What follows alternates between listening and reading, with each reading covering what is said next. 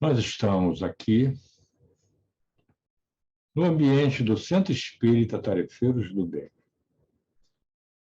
onde a nossa maneira de trabalhar é acolher e despertar. E temos uma atividade que se chama Sala de Conversa. A sala de conversa, ela não é um peso,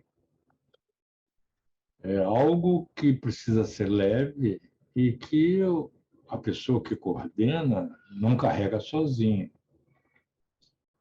Assim como Jesus e os apóstolos trabalhavam conversando como instrumento pedagógico para circular uma boa ideia, como um meio terapêutico também de cuidar dos necessitados, nós sabemos que não só Jesus, mas os espíritos superiores que ditam na atualidade o pensamento espírita também convergem para essa ideia da conversa. Então, é um espaço. Emmanuel, ele nos traz, no Caminho, Verdade e Vida, no capítulo 45, um item sobre o conversar. Ele pega a epístola de Paulo aos Efésios, no capítulo 4, versículo 29, quando ele diz: não saia da vossa boca nenhuma palavra torpe, mas só a que for boa para promover a edificação, para que dê graças aos que a ouvem. Aí está, então, a essência do conversar. E Emmanuel, então, diz que o gosto de conversar retamente e as palestras edificantes caracterizam as relações legítimas do amor fraternal. As almas que se compreendem nesse ou naquele setor da atividade comum estimam as conversações afetuosas e sábias como escrínios, como depósitos fechados, né, guardados, estojos, né, que permitam entre si os valores mais preciosos. A palavra precede todos os movimentos nobres da vida. E Emmanuel confirma que é aí que tece o ideal do amor, que estimula a parte divina, que desdobra a civilização, organiza famílias e os povos. Então vejam aí o valor da conversa. Quando Jesus legou o Evangelho no mundo, diz Emmanuel, foi conversando. E quantos atingem mais elevados planos de manifestação através da palestra amorosa e esclarecedora? Quando a pessoa perde o gosto de conversar com alguém, já podemos avaliar se ela está caindo, se a relação está entrando num desvio perigoso ou inesperado. Então, nós temos aí a conversação na palavra de Emmanuel. E ele fecha a sua página dizendo que pela tua conversação serás conhecido. Então, a pessoa se revela. No Evangelho segundo o Espiritismo, no capítulo 13, no item 9, nós temos uma referência muito interessante que corrobora com o nosso pensamento a respeito da implantação de uma sala de conversas. Está dito assim: a caridade moral consiste em se suportar uns aos outros. E é o que menos fazeis nesse mundo inferior onde estás encarnado no momento. Há um grande mérito em saber calar, para que o mais tolo possa falar. E isso é um gênero de caridade.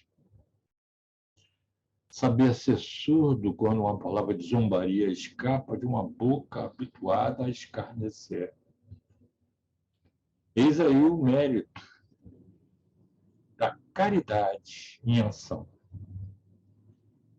não adotar os erros de outrem é caridade moral. Então, exercitando essa tarefa na casa espírita, nós estaremos fazendo a caridade viva. André Luiz, no livro Obreiros da Vida Eterna, no capítulo 14, traz a seguinte frase que também nos alimenta o ideal de constituir na casa espírita sala de conversa. No estado atual da educação humana, é muito difícil alimentar conversação digna e cristalina por mais de 5 minutos, numa assembleia superior a 3 criaturas encarnadas. Vejam. Então, a pessoa tem uma oportunidade na casa espírita de ter uma conversação que seja digna e cristalina, centrada na doutrina espírita. Bezerra de Menezes, lá nas fronteiras da loucura, no capítulo 30, ele nos traz uma informação muito boa também sobre o assunto. Ele diz que sabe-se hoje, cientificamente, que uma boa palavra proferida com entusiasmo faz o cérebro e o hipotálamo secretar. Olha só. Secretar o quê? Uma substância denominada endorfina. A endorfina, secretada pelo hipotálamo, atua na medula e bloqueia a dor, como ocorre na acupuntura, né? Assim, ouvir e falar, diz o benfeitor, mas de forma positiva, sorrir com naturalidade e com justa alegria, faz muito bem a todas as pessoas. Então, o que é uma sala de conversa que estamos fazendo há mais de 20 anos, ali em Botafogo, na Menda Barreto, 110, no Centro Espírita Tarefeiros do Bem? É uma discussão em grupo, que é coordenada por um tarefeiro, que a gente chama de focalizador, porque ele focaliza um tema doutrinário previamente escolhido. Então, a sala de conversa tem uma finalidade, tem 3 objetivos. A finalidade é acolher e despertar todo aquele que deseja evoluir nesta existência à luz do Espiritismo. Aliás, esse é o tema da casa como um todo, né? Os 3 objetivos específicos falam o seguinte: o primeiro, o focalizador rodar um tema, onde o focalizador lê a página de Emmanuel, de Joana de Anjos, André Luiz, etc., e aí ele faz rodar o tema de maneira graciosa, adequada, né? O segundo objetivo, propor ao grupo uma pergunta start, que é referente àquela página. E, com isso, ele estimula a conversação. Os participantes terão a oportunidade de falar, de ouvir aquilo que está no eixo gravitacional do ponto doutrinário. E cada um fala o que é que aquele tema doutrinário tem a ver com a sua vida. Terceiro objetivo é, ao final, o focalizador encerrar a conversação apontando os rumos e ações iluminadas pelo Espiritismo, mas sempre conforme as obras básicas. Nossas atividades na nossa casa têm 3 coordenadores, sempre, todas as atividades. E nesta não seria exceção. Tem um coordenador responsável pela atividade, tem um coordenador substituto e tem um coordenador que é o representante administrativo financeiro da casa. Tem a equipe também dos focalizadores, tem aqueles que estão ali no grupo, ajudando aquele que está ali fazendo a página do dia. Todos da equipe podem ser focalizadores. Todas as atividades são assim constituídas e, com isso, não há como haver, por exemplo, uma falta de um coordenador, porque tem na equipe pessoas treinadas para isso. Então, há pressupostos na sala de conversa. E o primeiro pressuposto é o seguinte: não há espaço para achismos. Também não há uma palestra doutrinária. Há uma conversação em torno de um tema doutrinário. Mas qualquer pessoa pode participar. Ou seja, ouvir, falar ordenadamente, em grupo. O assunto e foco é a questão fundamental dessa reunião. Então, o que isso tem a ver com a sua existência? Porque ele fala de si no entorno do tema que está sendo abordado. Mas a pessoa presente, ela não é obrigada a falar. Ninguém também é estimulado a revelar segredos pessoais. Busca-se, através de ideias doutrinárias, que podem ser desveladas e discutidas em torno do texto em foco, para se abrir o horizonte das possibilidades.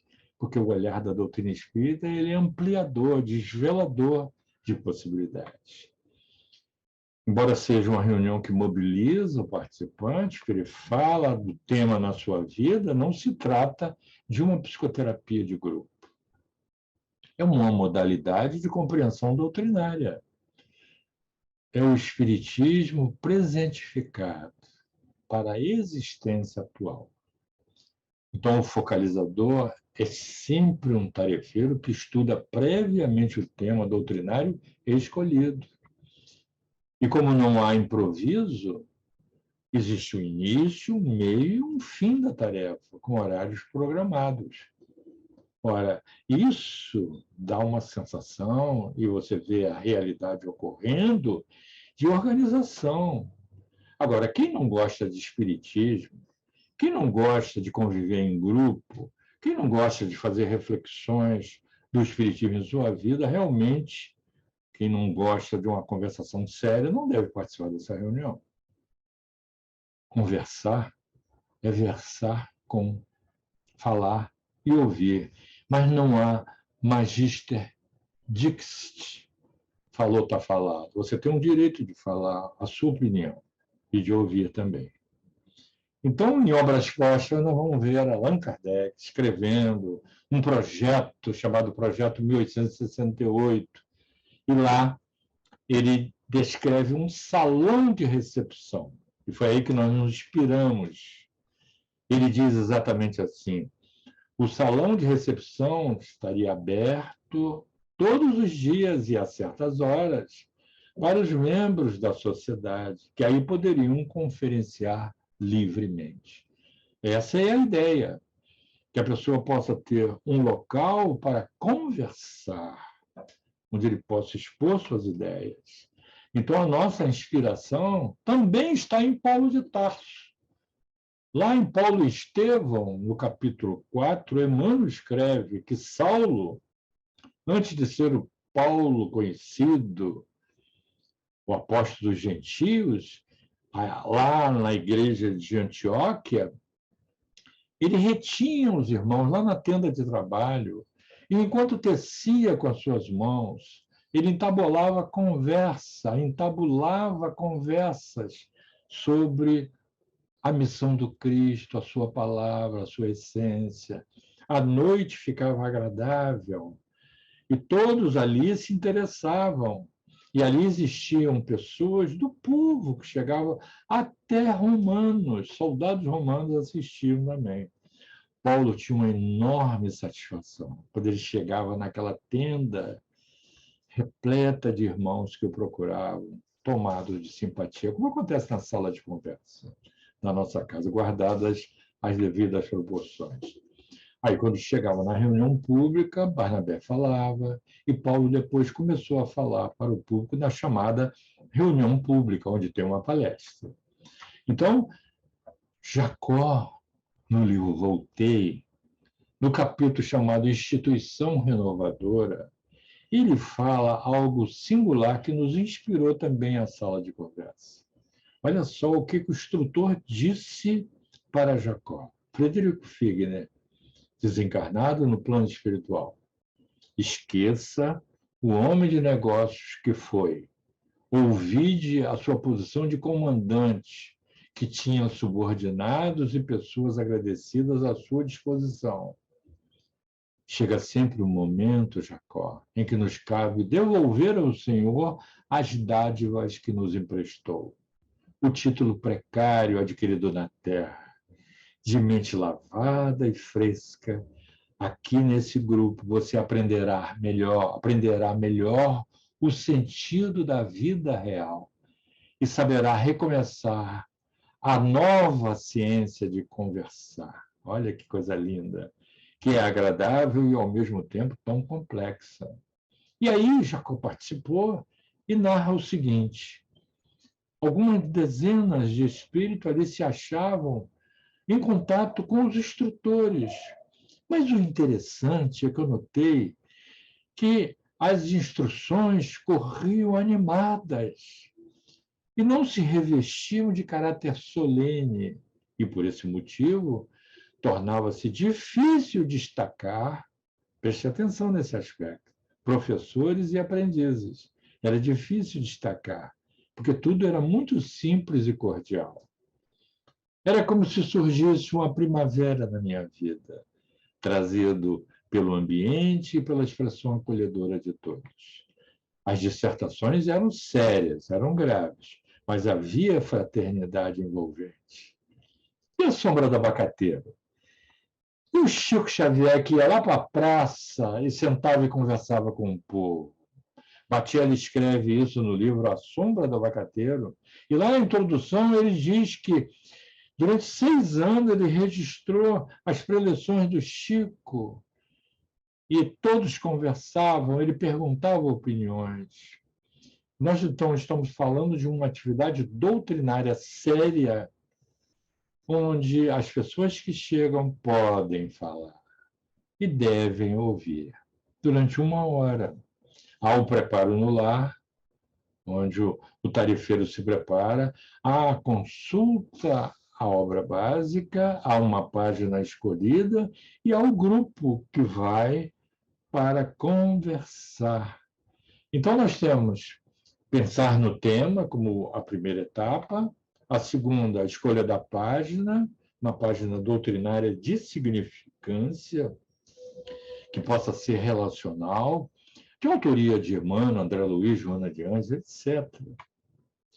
A análise da página é feita pelo focalizador e ele é capacitado pela casa para fazer isso.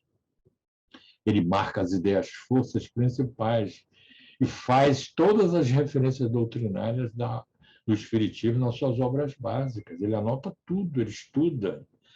Então, quando ele chega no grupo, que ele começa, ele faz aquela prece inicial, faz uma leitura cuidadosa da página no grupo, e ele vai, então, assinalar a ideia-força e faz uma pergunta start, segundo essa ideia principal do autor, para estimular a discussão.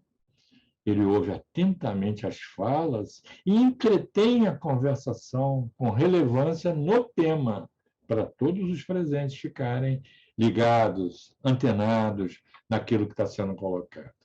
Fim da conversação, o focalizador fecha os conceitos doutrinários com a base kardeciana, levemente ele fecha, faz a prece final, certifica se está todo mundo bem, e todos, então, vão para a reunião pública, por exemplo.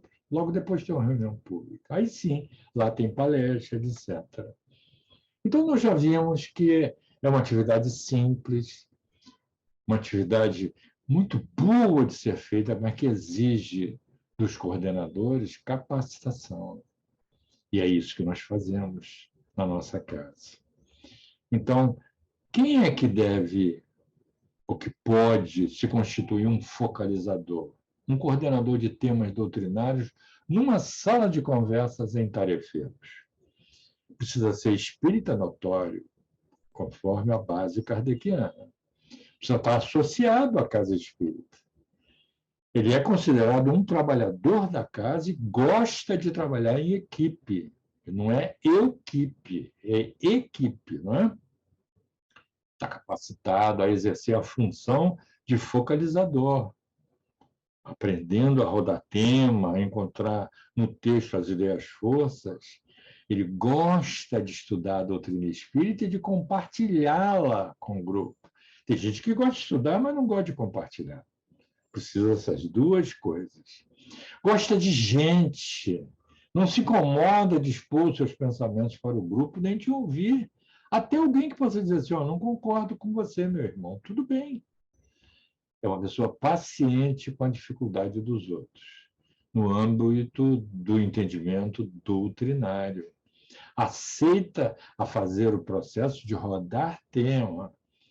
Então, ele não vai para o lugar de professor. Vocês viram o Jacó citando, não é? Ele não se coloca como magister dictis. Então, na sala, ele não ocupa o tempo dando aula de espiritismo, não é isso, ele conversa, mas ao final ele pontua a opinião doutrinária, propõe o espiritismo e respeita o tempo de cada um, porque cada um requer um tempo para o entendimento.